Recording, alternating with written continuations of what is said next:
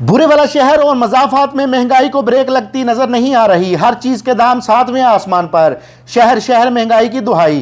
شہری کہتے ہیں کہ جتنا کماتے ہیں سودا سلف پر خرچ کر دیتے ہیں۔ بلوں کی ادائیگی، بچوں کی ضرورتیں کیسے پوری کریں؟ حکومت نے غریب کو مارنے کے سارے حربے آزما لیے۔ اب بس یہی رہ گیا ہے کہ گھر میں گھس کر ہمیں گولی مار دیں یا زہر سستا کر دیں تاکہ ہم کھا کر مر جائیں۔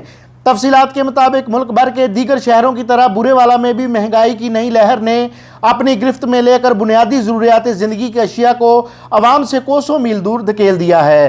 آٹا، چینی، انڈے، دودھ، دہی، گوشت، سبزیاں، دالیں، غرض کے ہر بنیادی ضرورت کی چیز کی قیمتوں میں اضافہ دیکھنے میں آ رہا ہے۔ عوام فروٹ تو درکنار ہانڈی بنانے سے بھی قاصر نظر آتے ہیں۔ عوامی حلقوں کا کہنا ہے کہ بڑھتی ہوئی مہنگائی کو اگر کنٹرول نہ کیا گیا تو عوام کے لیے ایک وقت کے کھانے کا حصول بھی ناممکن ہو کر رہ جائے گا۔